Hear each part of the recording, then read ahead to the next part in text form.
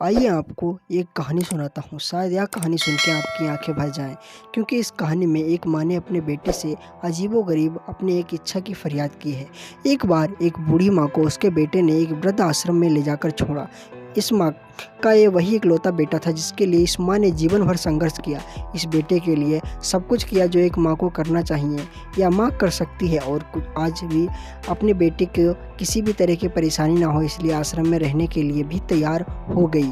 वृद्ध आश्रम में रह रही माँ हमेशा अपने बेटे को याद करती, मगर बेटा साल में एक बार उसको मिलने जाता या फिर फ़ोन से बात कर लेता। कई साल बीत गए। वृद्धाश्रम से बेटे को एक दिन फ़ोन आया। उन्होंने कहा, बेटा जल्दी से आश्रम आके अपनी माँ से मिल लो, वो बहुत सीरियस हैं। बेटा जब अपनी बीमार माँ के पास पहुँचा तब वह अपनी आखिरी सांसें गिन रही थी।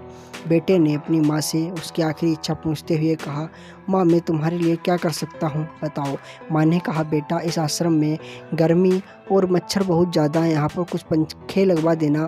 फ्रिज ना होने की वजह से यहाँ पर हम बूढ़ों को कई बार मुँह के पेट ही सोना पड़ता है, क्योंकि किसी ने दिया हुआ खाना खराब होने से नहीं बचा पाते। तो इस आश्रम के लिए एक तो फ्रिज भी खरीद कर दे देना। बेटे ने अपनी माँ की सारी बात सुनी और अपनी माँ से पूछा, आपने इतने साल यहाँ पर निकाल दिया पर आपने कभी भी यह बातें मुझसे नहीं कही, और अब जब आपके पास टाइम नहीं बचा है तब आप यहाँ सब कह रही हैं, ऐसा क्यों माँ?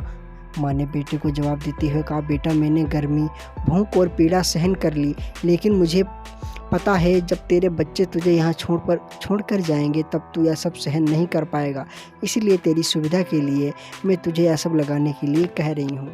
तो दोस्तों, कैसी लगी यह कहानी कमेंट सेक्शन में लिखना मत भूलेगा, और ऐसे इंटरेस्टिंग वीडियोज़ के लिए हमारे चैनल को सब्सक्राइब कर लीजिए। मिलते हैं अगली वीडियो में।